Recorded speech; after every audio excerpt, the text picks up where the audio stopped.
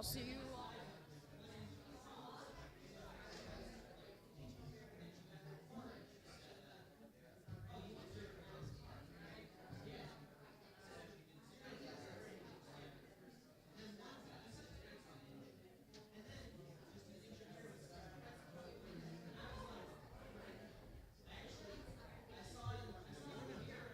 How are y'all today?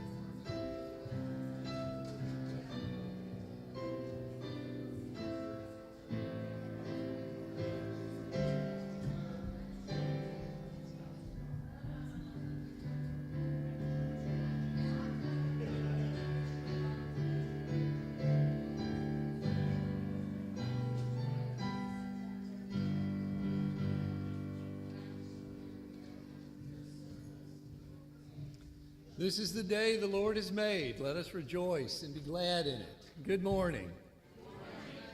My name is John Kirkendall. I'm one of the elders here at Scots Kirk. It's my privilege to welcome you all on behalf of the session and Pastor Jim Mitchell to this worship service this morning. I'm delighted to have you, those of you with us in the sanctuary and those joining us remotely online. This is a day to glorify the Lord our God and thank him for what he has done for us in Christ Jesus. I have the very easy job this morning of calling your attention to the announcements printed in the bulletin. There are announcements printed in the bulletin. At your convenience at some point, please do look at them. There are a number of events happening at the church this week. In particular, youth group will meet tonight at 5. The deacons will meet tomorrow night at 7 and would appreciate your prayers for their deliberations. The ladies' Bible study is Tuesday morning at the church at 10 a.m. And the Bereans meets Wednesday night at 7. And there's a description of what the Bereans are studying on the right-hand side. Also, please note the insert about the list of donations for the Keys to Change homes. There's a description of that as well. This is part of our evangelism and outreach ministry team's work with the shelters here in Somerville. And do be in prayer about what you might give to support those ministries. Please now take a few moments to prepare your hearts and minds for the worship of our great God.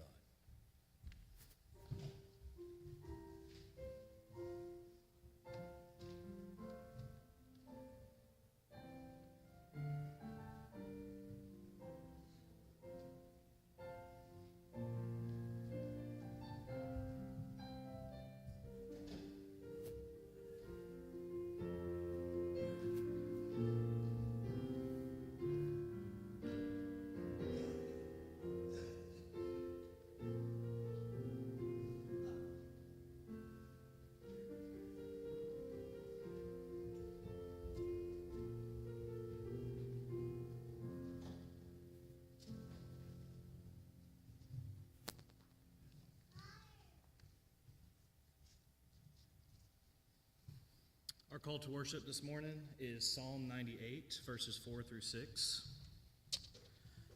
Make a joyful noise to the Lord, all the earth. Break forth into joyous song and sing praises. Sing praises to the Lord with the lyre and with the sound of melody. With trumpets and the sound of the horn, make a joyous noise before the King, the Lord. Please stand now to continue to worship our Lord as we sing from Trinity Hymnal number 455, and Can It Be That I Should Gain?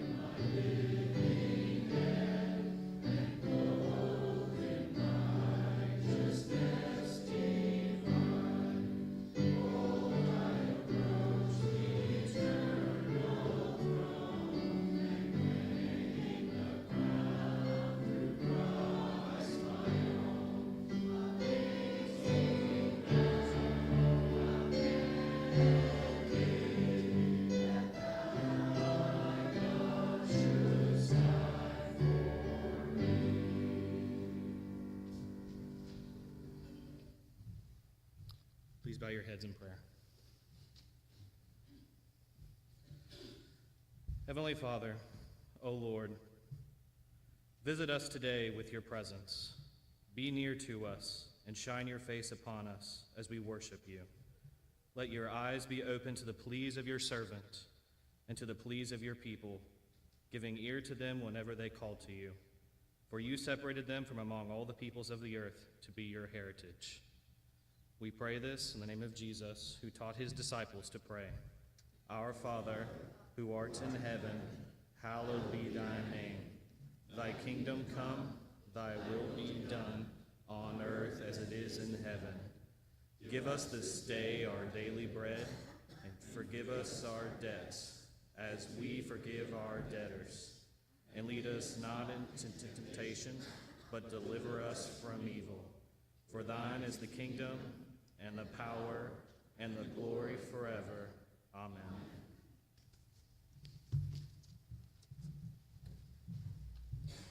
You may be seated.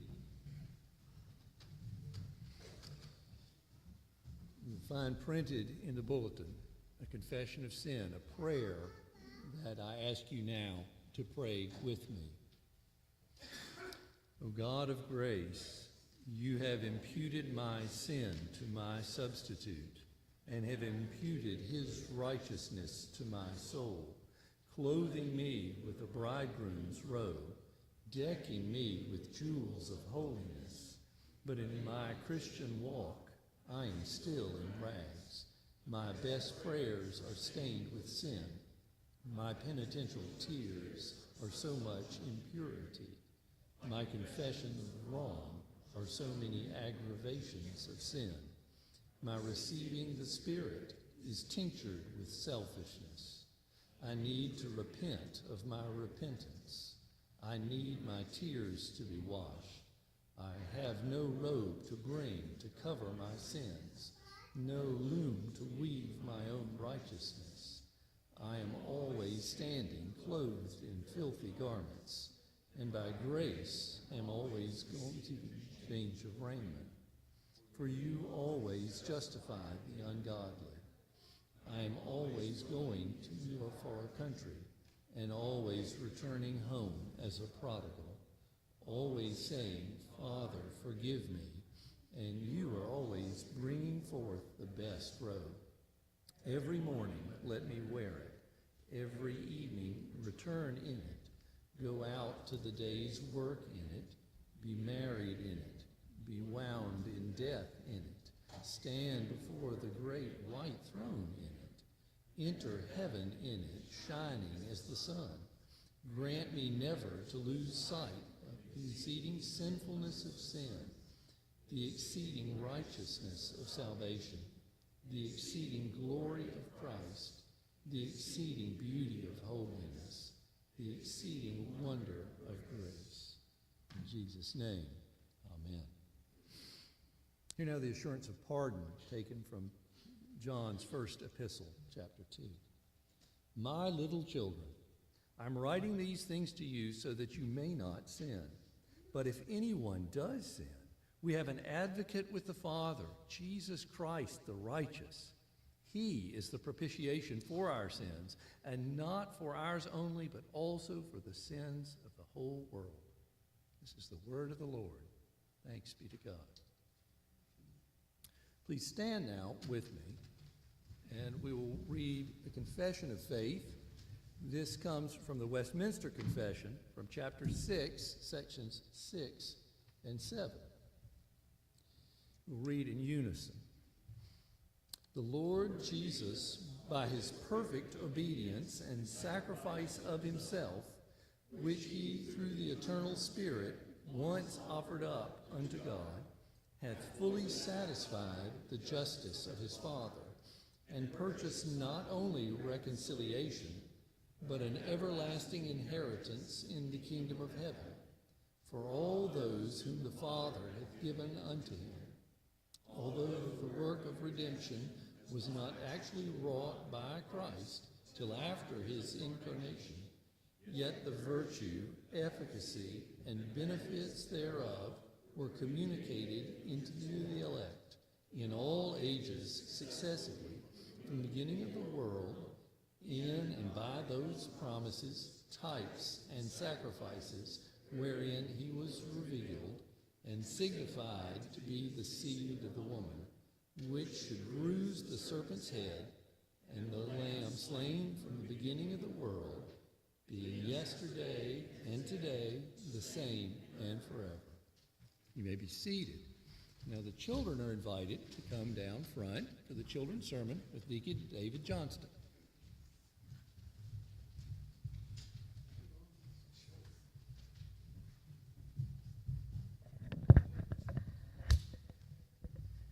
Good morning. Good morning. Come on up. Come on up. Sit down. I've been praying for more kids. Okay, so guys, let me ask you a question. Have you ever been in a situation where you had to behave yourself? Your mom and dad said, you better behave yourself. You familiar with that? Yeah, there we go. And how did you do? Were you able to behave yourself? Perfectly? No mistakes? Not one? Well, y'all are doing a lot better than me. Most, there's an honest answer right there. Couldn't do it? Yeah, me neither. Okay, so today you're going to hear our pastor preach from Romans chapter 3, 21 through 31 that teaches that even though we can't get it right, we can't get it perfect, even though all of us sin and fall short of the glory of God, that we are forgiven and welcomed into God's family by believing in Jesus Christ and trusting his word. So, we try to do right? But we can't always do it, can't we? Nope. But what do? We have faith in Jesus. And faith means trusting Jesus. That sound good? Okay, well, thank you. You're always my best fan. Thank you. Let's pray. Lord Jesus, hallowed be your name. We praise you and worship you, Lord. I thank you, God, for these children. I swear I'm going to do this because I've prayed for more kids up here. Forgive us when we fall short of your standard, Lord. Help this church remain faithful in teaching and preaching your word, and fill these seats in front, Lord, with more of these kids, according to your will, according to your purpose. Amen.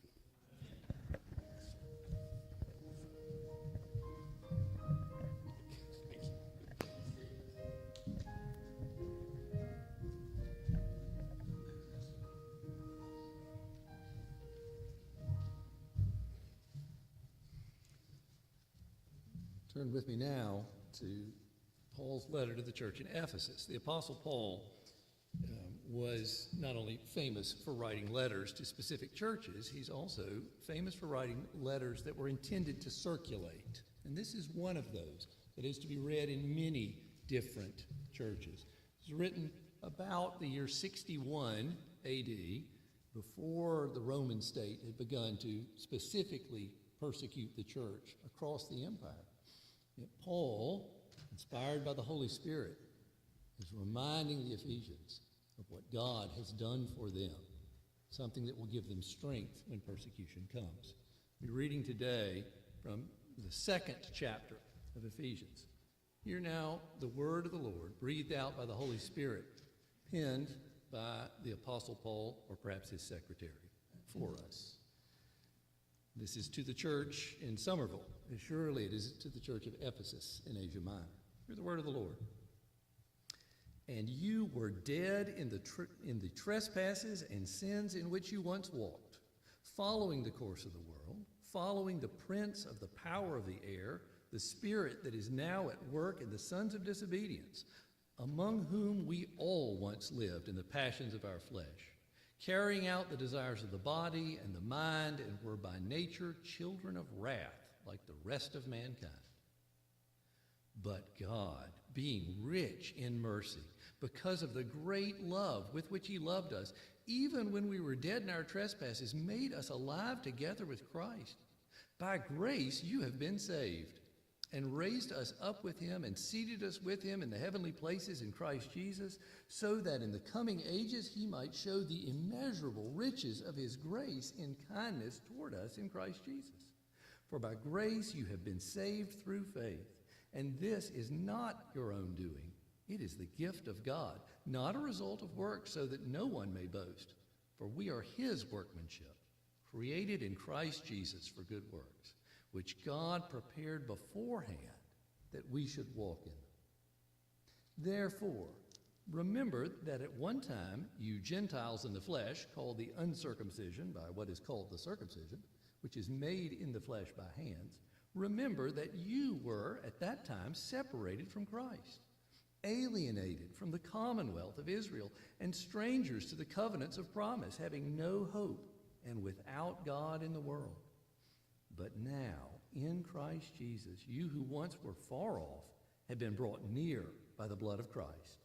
For he himself is our peace, who has made us both one and broken down in his flesh the dividing wall of hostility, by abolishing the law of commandments expressed in ordinances, that he might create in himself one new man in place of the two, so making peace, and might reconcile us both to God in one body through the cross, thereby killing the hostility. And he came and preached peace to you who were far off, and peace to those who were near. For through him we both have access in one Spirit to the Father. So then, you are no longer strangers and aliens, but you are fellow citizens with the saints and members of the household of God, built on the foundation of the apostles and prophets, Christ Jesus himself being the cornerstone, in whom the whole structure, being joined together, grows into a holy temple in the Lord. In him you also are being built together into a dwelling place for God by the Spirit. This is the word of the Lord.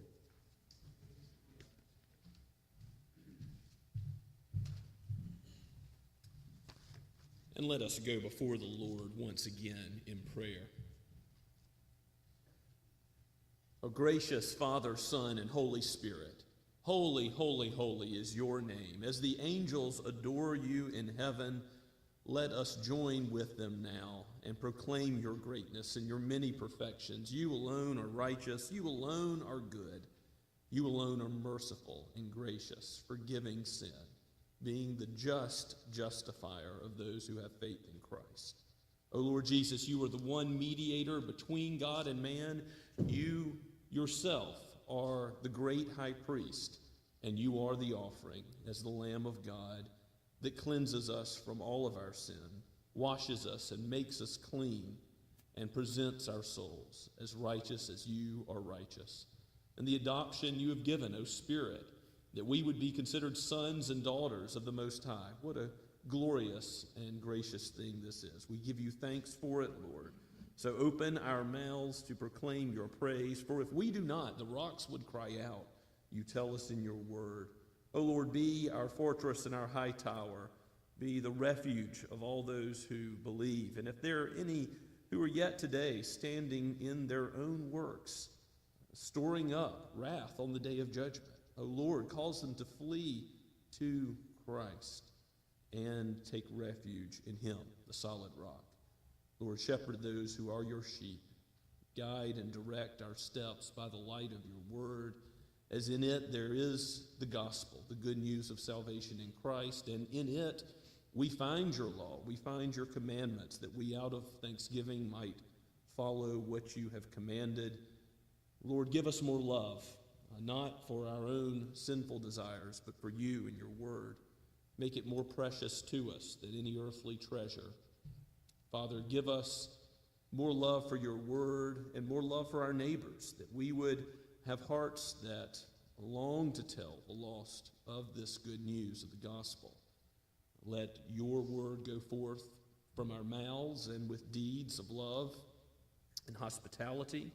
We pray for those organizations in our community which do good for the body as well as the soul. We think of the Low Country Pregnancy Center, and we pray for them and those who volunteer with them and those who will walk in the Low Country Walk for Life. Lord, Bless this organization that lives might be spared, and that the truth of your gospel and your word as a whole, the whole counsel of your word, would go forward. We pray for the Anchor House and the Lighthouse, for these that aid those who have no place to call their own home. Lord, would these bear much fruit, so that not only the body is blessed, but also the soul, that those who are homeless now might find a happy home, but moreover, find a happy home in your church, in the communion of saints that you have intended for us. For Lord, we are not meant to walk the Christian life alone. How thankful we are for this body. Lord, I thank you for Scots Kirk and all the members of it. Thank you for the ministry of the women one to another. We pray that the conference yesterday would continue to bear much fruit in the days ahead, that your name would be glorified in our midst. We do pray for the children. We thank you, Father, for these covenant children here today. And, Father, for our youth group and the trip to Clarkin, we continue to pray that fruit would be born there in the days ahead. And God, give us opportunities to be about short-term missions in the future, and even raise up from amongst our young ones a missionary to go to foreign lands, or a pastor, Father, or those who would be elders and deacons in your church. We look ahead to our time of congregational meeting and pray, Lord, plead with you that you would raise up men like you have so faithfully given to us, who would be leaders in your church, to serve others as deacon, to shepherd your sheep as under-shepherds under Christ, the great shepherd of the sheep, as elders. We thank you, Father, that you have given wisdom and direction with our budget. May all of our priorities be kingdom priorities. We pray this for your name's sake, that you would receive all the glory, no man or denomination, but your name alone, O Lord. And as we look for the glory of your name, we pray that your name would be magnified from the coast of Florida to western North Carolina, where there is so much suffering. O Lord, give those who are hungry something to eat. Give those who are cut off refuge. Father, protect human life, but also let the world see, the world that is lost in darkness, let them see the light of your church as we are to reflect your light, O Christ, as the light of the world. Father, let the world see the good your church is doing, both to those within and those who have not yet trusted in Christ in these times of human difficulty and trial. We do pray, Father, for Clarkin, particularly for Erskine College and Seminary. We ask that you would bless all those who seek to raise up the next generation of gospel ministers, that you would keep them faithful to your word. Lord, we pray for our presbytery and our denomination as well. We ask that you would guide and direct our steps, that your name and your glory and your kingdom would be our focus. So, Lord Christ, keep our eyes fixed on you, the author and finisher of our faith. May your word change us today. Do not allow us to leave as we have entered, but instead conform us more and more to your holy character. For we pray all this in your mighty name. Amen. Let us stand and sing praise to the Lord once again from Trinity Hymnal number 521.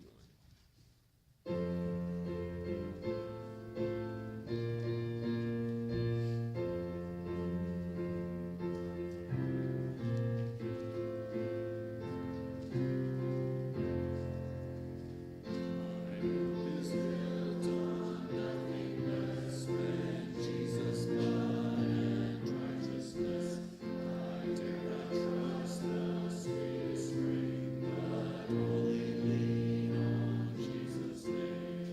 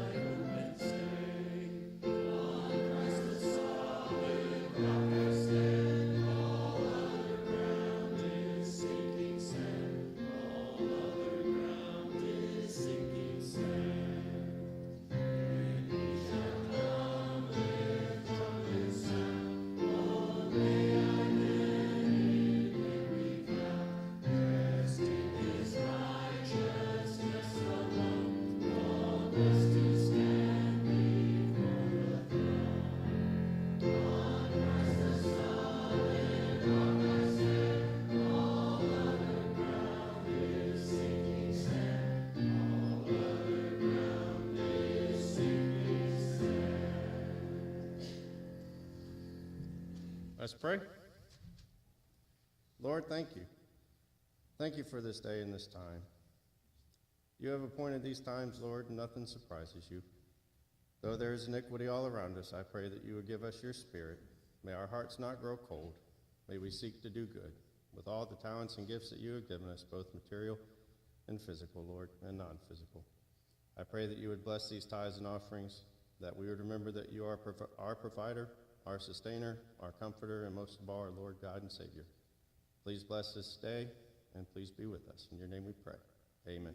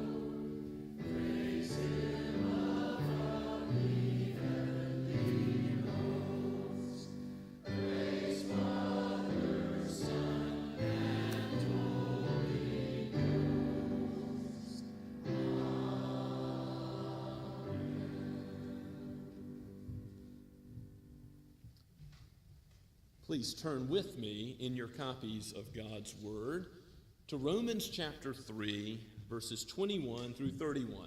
The end of chapter 3, the glorious good news begins in earnest this week, as we've really been looking at the bad news so far in the book of Romans. Yes, Paul introduces the gospel as the power of God to salvation in those theme verses, chapter 1, verses 16 and 17. But all the way from chapter 1, verse 18, all the way to chapter 3, verse 20, we have seen that for Gentiles who only have God's revelation in creation, they know him. They know he's holy. They know that they stand condemned. And for Jews who have the written law of God, the Old Testament, the blessings of the covenant, they too stand condemned. So Paul has gone out of his way to say whether you're a Jew, whether you're a Gentile, whether you have access to the written word or not, none is righteous, no, not one. And that's been where he's been driving with this courtroom drama, this prosecuting argument that he's given in the first 20 verses of chapter 3. But now we reach that glorious adversative conjunction, the word but, in verse 21. But now, Paul's going to explain the gospel, and specifically justification by faith through chapter 5, and then sanctification all the way to glorification in chapters 6 through 8. And then he's going to ask, well, what about the Jews? And answer some of the objections that are lingering in our minds as he talks about God's sovereign purpose being worked out in chapters 9 through 11. And then following that, he's going to apply all these truths, as he typically does at the end of the epistle, as the application of the doctrine that we're getting now. So let's give our attention to God's word. Again, this is the core of the gospel, the beauty of the free gift of salvation in Jesus explained from verses 21 to 31. This is God's word, penned by Paul for the people of God and those who have not yet trusted in Christ from all ages.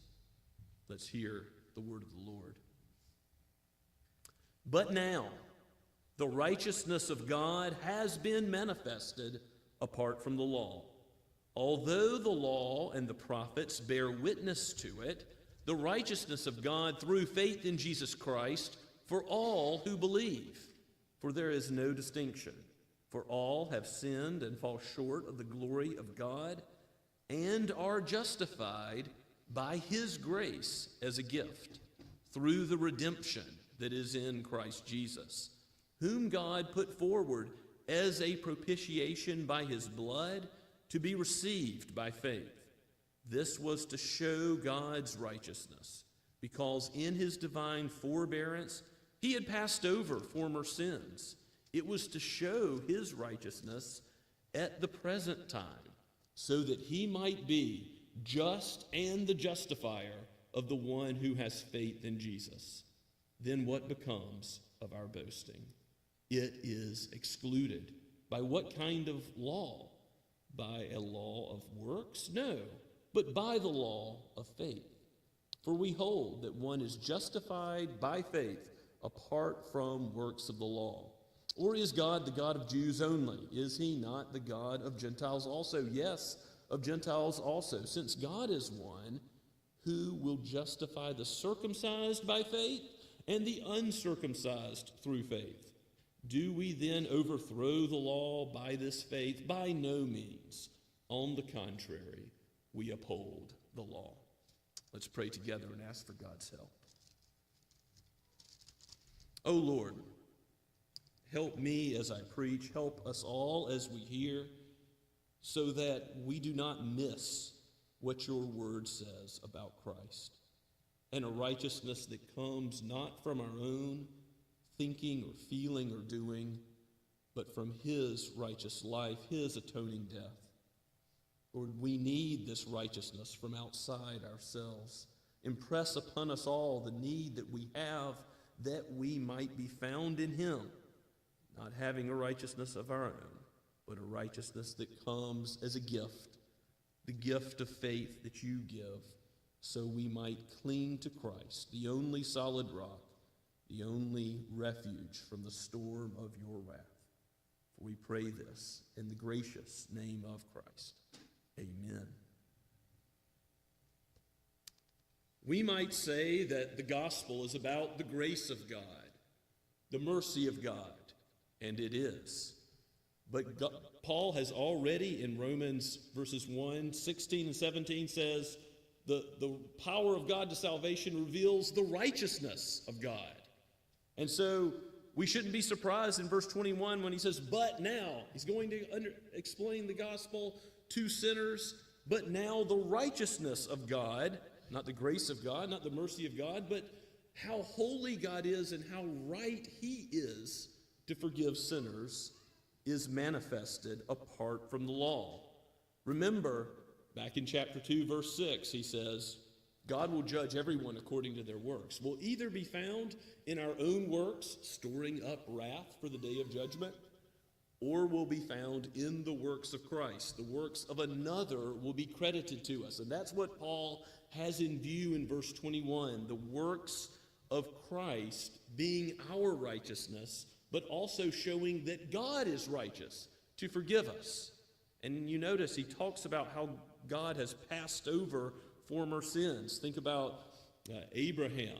Think about those saints in Genesis that we have looked at, Isaac and Jacob and Joseph, all the Old Testament saints. God passed over their sins. They weren't perfect people. They sinned against the Lord. How were they forgiven?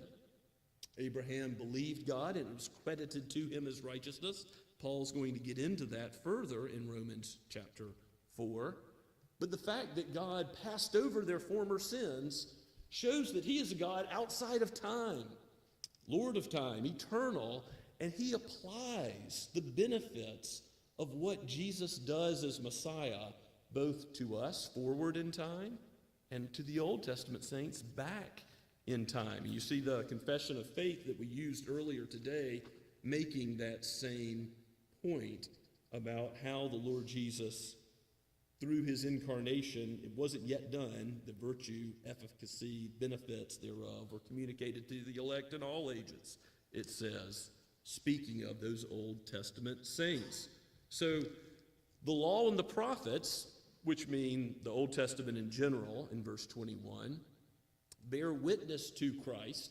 Remember in Luke 24, on the road to Emmaus, Jesus himself says that all of the Old Testament speaks of him. And specifically, the sacrificial system, specifically the law and the Old Testament that is given from Sinai in the Ten Commandments, it's meant to drive us to Christ. Paul's already made that point, that it's a tutor to show us our sin so that we go to the Messiah. But all of the Old Testament is pointing us forward to Christ. And the but now, when Paul makes this transition, verse 21, it's not just a time transition, meaning that was the Old Testament, and but now in the New Covenant we have Jesus and the good news of the gospel revealed. There may be a time element to it, but mainly it's saying you have a different relationship to the law. That's the main contrast with the but to what's come before. Instead of under the law, all are found wanting. There's no one who's righteous, not even one. We don't measure up to God's standard. But now, as Paul explains the gospel, there is going to be a way of righteousness, a way of measuring up to God's holy standard, the perfect life of Christ. You see, there is a righteousness manifested apart from the law, Jesus. And it's going to show that God is righteous to forgive and that we can have a righteousness that was always there and explained in the Old Testament. Think about Isaiah 53 in the substitutionary language. He was wounded. Why? So our transgressions might be forgiven. He was stricken, smitten, and afflicted so that our sins would not be counted against us. The prophet Isaiah beautifully speaks of Christ before his time in that chapter. And many other places in the Old Testament speak about this substitutionary work of a Savior. And of course, the animal sacrifices, the blood of bulls and goats, could never forgive sins, the author of Hebrews says. But what did they point us to? The Lamb of God, the one who does forgive our sins, who was coming and that the Old Testament saints clung to by faith. Look at verse 22, the righteousness of God through faith in Jesus Christ for all who believe. There's no distinction. As Paul's argued, we're all guilty, whether Jew or Gentile, under the law. But, yes, all have sinned and fall short of the glory of God, and we didn't just miss the mark by a little bit. We're not like an arrow that was shot at a target, but just is off by a few centimeters or a few inches. No, we've turned and shot in the wrong direction. We've pursued sin instead of righteousness in God and his glory. That all have fallen short of the glory of God is a verse that is often understated when we're talking to people about the gospel, right? We've not just fallen a little bit short. We've not just fallen short of our own standards. Again, look at what Paul has written in chapters 1 and 2. He's saying, our mouth is like an open grave. Our tongues full of venomous lies. We're murderous in our intentions, feet swift to shed blood. There's no one righteous, no fear of God before the eyes of humanity. Paul has quoted extensively from the Old Testament to show that, and we must remember it now. This righteousness of God through faith in Jesus for all who believe is not for Jews or Gentiles only, and he's going to say at the end of our passage, he justifies the circumcised by faith and the uncircumcised by faith. Circumcision doesn't play any part. Our good works don't play any part into meeting God's standard. It's only that we meet the standard because we have faith. We trust in the one who does meet the standard, the beloved Son of God. And we see something of the sacrifice of the Father to put him forward as a propitiation, to put him forward as a sacrifice for our sin. But we must first of all notice that what verse 23 says is true. We all have sinned and fall far short of his glory. The one who needs the gospel the most desperately is the one who says, I will stand before the Lord on the day of judgment or when I die in my own works. The Apostle Paul wants us, the Holy Spirit wants us to see that we desperately need a Savior. If we're in our own sins, we're only storing up wrath. If we're in our own works, they're not good enough to meet God's standard. He alone is good through Christ to meet the perfection required. And so all fall short, but verse 24 says, all are also justified by his grace as a gift through the redemption that is in Christ Jesus. Now, what is redemption? It is buying back with a price. And the price of our redemption, being bought back from sin, kingdom of darkness, being brought into the kingdom of the beloved Son, of the light of God, the price is the precious blood of the Son. The Father gave the Son. Think of John 3:16. It shows how much he loved the world, that is, Jews and Gentiles who were opposed to him, sinners. God has loved people so much that he sent his Son to die and to live where we couldn't live a righteous life. So his life and death for us, if it weren't entirely necessary, would he have done it? Would any of us be able to say on the day of our death or judgment that we stand righteous in ourselves? Of course not. But think of the hubris, the arrogance of thinking, God has sent his only Son to die and to live for us, but we don't need that. We think we're good enough on our own. Well, may it never be. The Apostle Paul wants you to see that you must stand, if you're to stand at all, in the Lord Jesus Christ. And even that faith is given as a gift from God. The faith, the instrument by which we cling to Christ. Faith, belief, trust. Not just trust in general, not trusting ourselves, not just trusting that there is a God, but trusting in the object of our faith, the Lord Jesus, the one who we'll see proclaimed in the sacrament today as well as proclaimed in the Word. It's faith that grasps a hold and believes that Jesus has lived and died for us. That's what saves. And if you think about it, faith is a human thing that you do. You believe in Christ. But it's not a work. It's not like doing something for God. It's simply believing. It's the least of any human thing that you can do. And even that is a gift of God so that no one can boast. Ephesians 2:8 says that we heard read earlier today. And of course, later in Ephesians chapter 2, there's that beautiful passage about how God has broken down the wall of hostility between Jews and Gentiles. They're all one in Christ and the Lord. This is where that faith leads, but we do nothing for it. God gives it freely. And that justification by grace through faith as a gift for the redemption that is in Christ Jesus. What a wonderful summary of the gospel we have in verse 24. And in verse 25, the word that is used, at least in most translations, is the word propitiation, whom God put forward, that's God the Father, put forward as a propitiation by his blood to be received by faith. This was to show God's righteousness, because in his divine forbearance, he passed over sins. Again, what is God showing first and foremost in the gospel? He is going to show that we get righteousness, but he's showing that he's righteous, to be the just and justifier of sinners. In his divine forbearance, he had passed over former sins, but he wasn't just winking at sin. He wasn't just saying, I remove sin. And that's what the word expiation basically entails, the removal of sin and guilt. Now, we have expiation. We have the removal of sin and guilt in Christ, but God doesn't do that just by a repentant heart. He does it on the basis of repentance and faith in Christ, that Christ is the basis for the righteousness that we have and the forgiveness of sins that we have. So there is no expiation of sin without propitiation. Some versions use the word expiation there. Propitiation probably is a better translation, as propitiation has to do with the mercy seat. Propitiation is the use of a sacrifice to turn away wrath. And that's exactly what Christ did on the cross. Remember his words.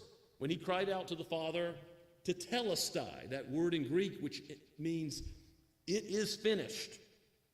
He paid the price. He paid the price of our sin in full. He says that what he did was turn the Father's face away from himself. He was counted a curse so that we would be counted the righteousness of God. On the cross, Jesus is an atonement for us, and in his life, he lived the perfect life that we could not live. And because all of that is true, because all of that is the case, Paul brings up in verse 27, because God is showing himself to be just and the justifier who has faith in Jesus, you can't boast.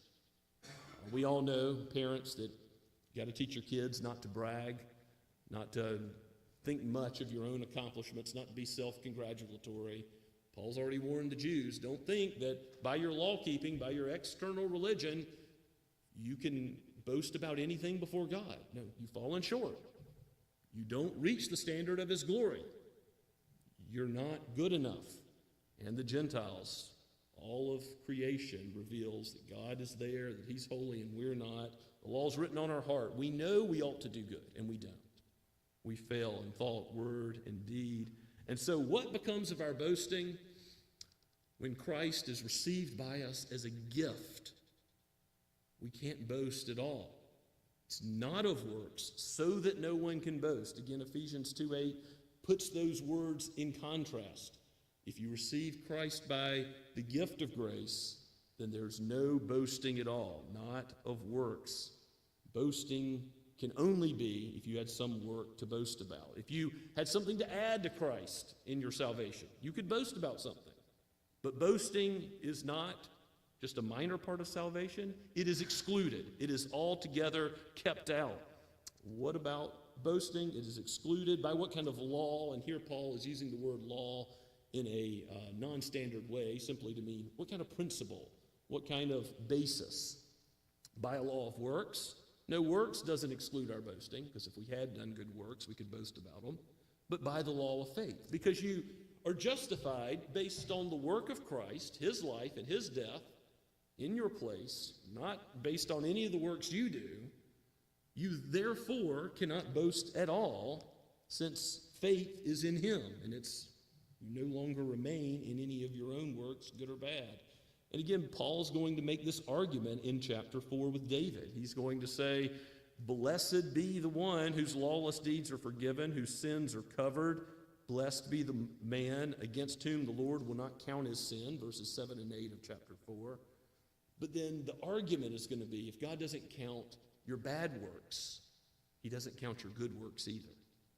David's going to say, if salvation was given to him and he's not having his sin counted against him, that means that God is giving him righteousness based on another. And he's going to use Abraham to make the same point.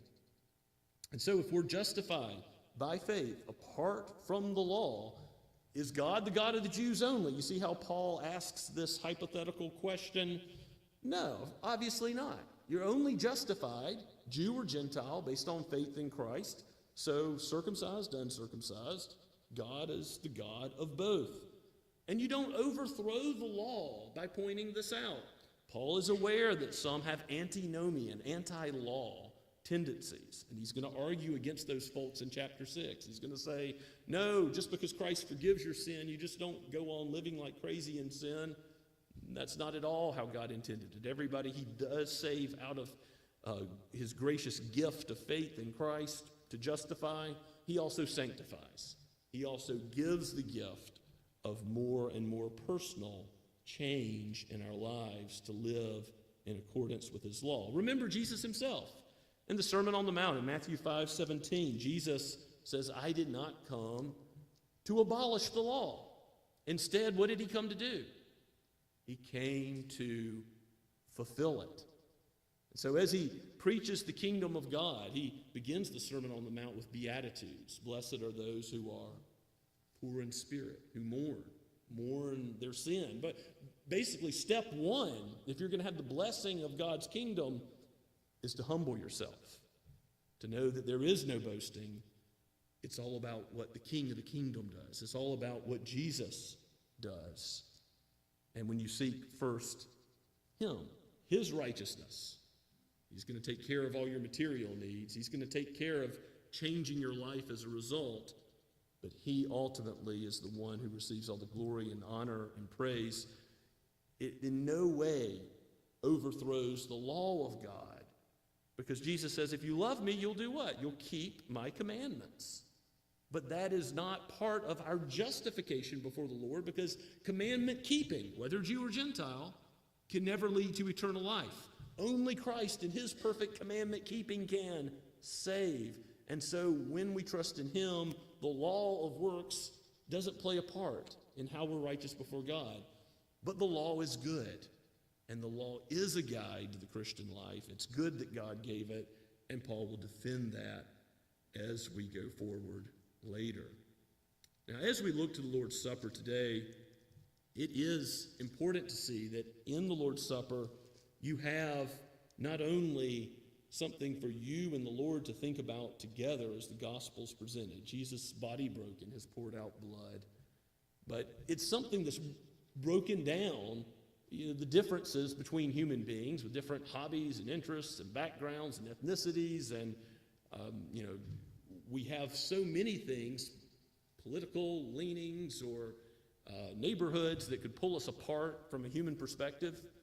But why are we all here together to worship the same Lord? Because by his grace, as a gift, he's given us righteous standing. And that has not only individual implications, but it has corporate implications. It is true of us as a community.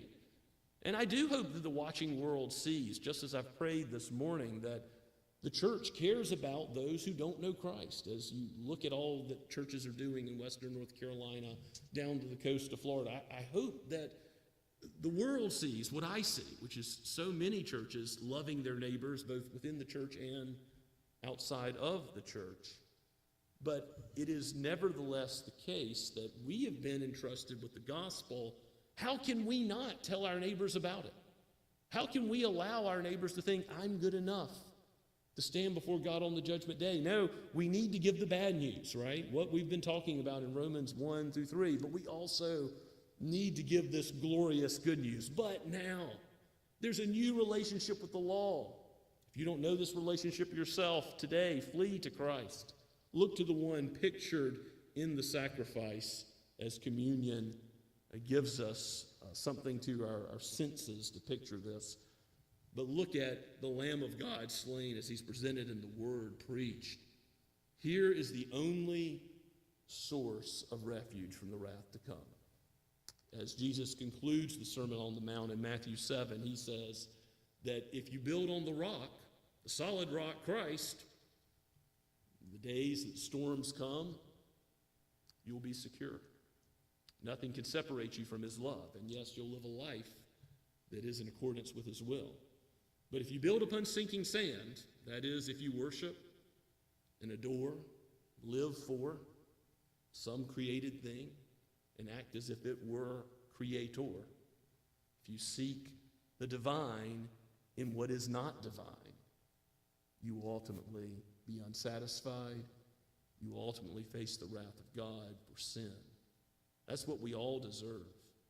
That's not anything that God does to condemn special. That's the default position of humanity. But his grace as a gift through Christ, the wonder of the gospel, we do have a shelter from the storm in the Lord Jesus. And we've got 3 wonderful hymns today to sing. And I just want to point out how deep the Father's love speaks of boasting as well. I will not boast in anything, no gifts, no power, no wisdom. But I will boast in Jesus Christ, his death and resurrection. Here we have the one in whom we can boast. And ultimately, the Christian life, even if you're called to be an elder, a deacon, a teacher, all of the gifts that Christ has given to you, do you even boast in those? I hope not. We're here to serve the Lord together. And that's why Paul says we're not to go about having a competitive spirit saying, I'm of Paul, I'm of Peter, I'm of Apollos. I'm of Christ. Remember the factions in the early church? No. He's saying you're gathering together, Jews and Gentiles even. It's ultimately to serve the same Lord and Savior. And boasting goes out the window. I think the watching world needs to see that we as Christians are not arrogant. We're not holier than others, but we are beggars, showing other beggars where they can find bread, the bread of life, even Christ himself. The law is meant to drive us to him. May we find refuge in the only one who is not sinking sand, but is a solid foundation, the one who justifies us based on his work and shows the righteousness of God, and then ultimately changes us so that more and more we do live according to his word. Let's pray together. Father, we give you praise for your word. Oh, what a glorious text this is. How you wisely save sinners, to be the just justifier of the wicked, showing your own righteous character and the necessity of the Son coming to die, to lay his life down and to take it up again. Lord, humble us that we would not trust in anything we've done or will do, but trust in him. I again pray for all those that may not have ever had that faith and repentance initially. Bring it about, O Spirit of God. Remove a heart of stone. Give a heart of flesh. And for your sheep, those who have trusted so in Christ, assure them in the truth. Let them know that you will complete this work that you have begun, so that they might be encouraged to serve you humbly in your church, in whatever gifts and calling you've given and distributed so wisely. May we work together as a people, as one man for you. We pray this in Jesus' name. Amen. Let us respond now to God's word and also prepare to receive the Lord's Supper as we sing from Trinity Hymnal 520, Jesus, thy blood and righteousness.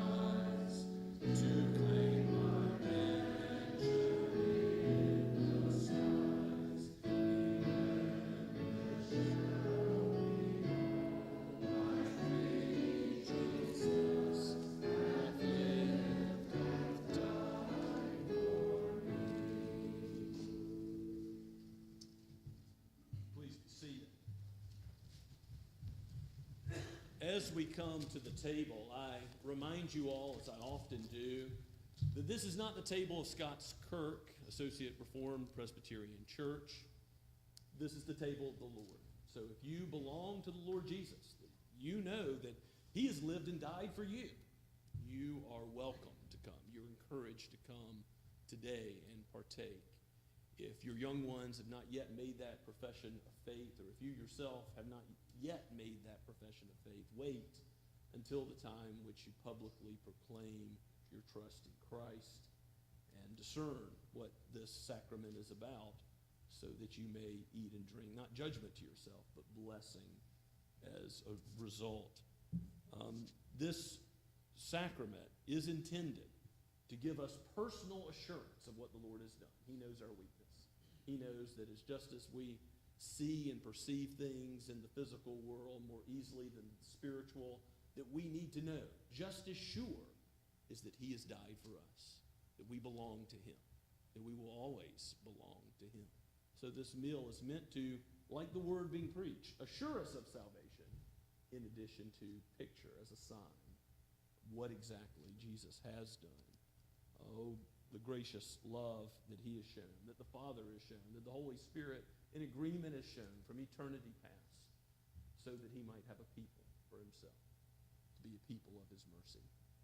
This is the word of God from 1 Corinthians 11 in the words of institution. Hear God's word.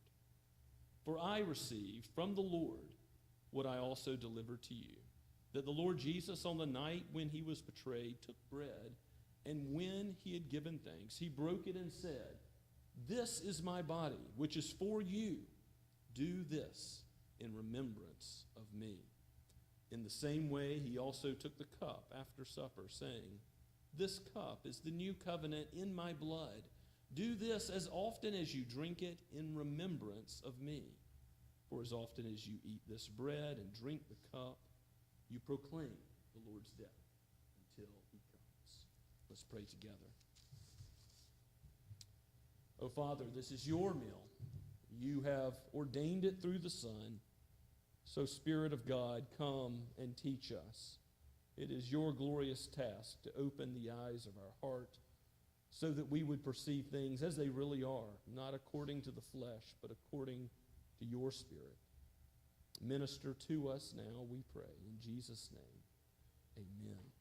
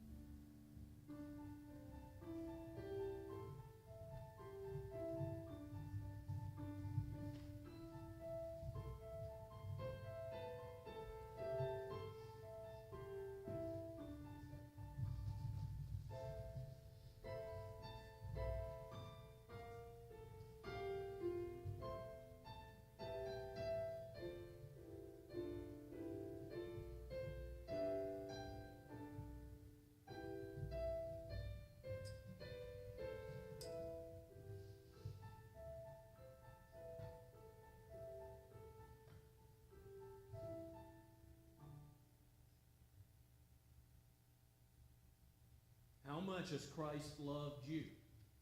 The Father sent him. He laid down his life. His body was broken. His soul underwent the wrath we deserve. That's how much you're loved. Eat and give thanks.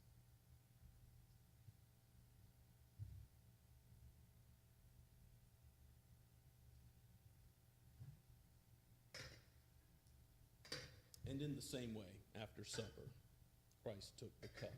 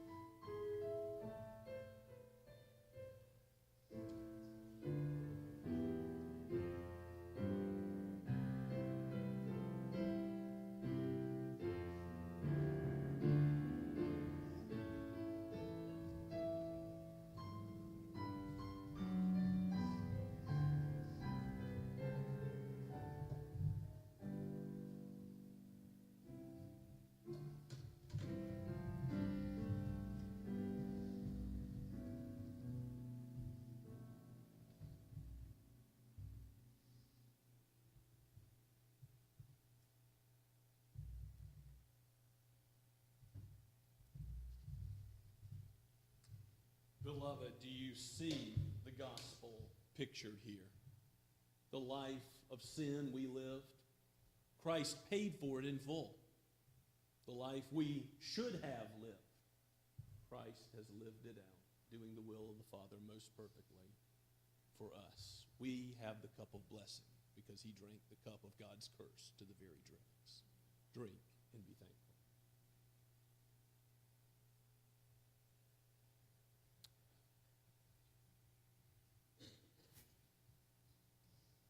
Let us pray. Oh, Father, how thankful we are for your wisdom in ordaining this meal. Take these ordinary elements, but use them in us as we leave this place.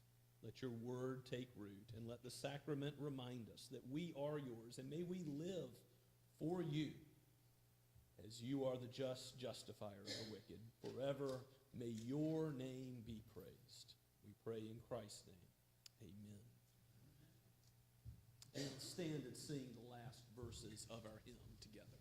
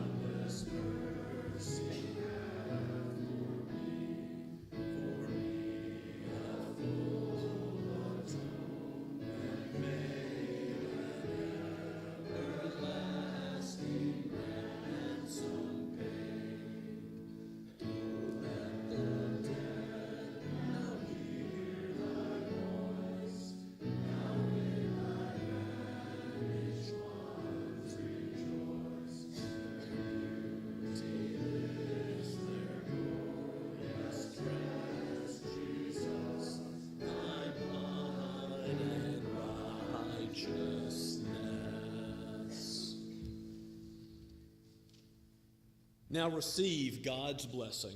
May the God of hope fill you with all joy and peace in believing, so that by the power of the Holy Spirit you abound in hope. Amen and amen. Amen.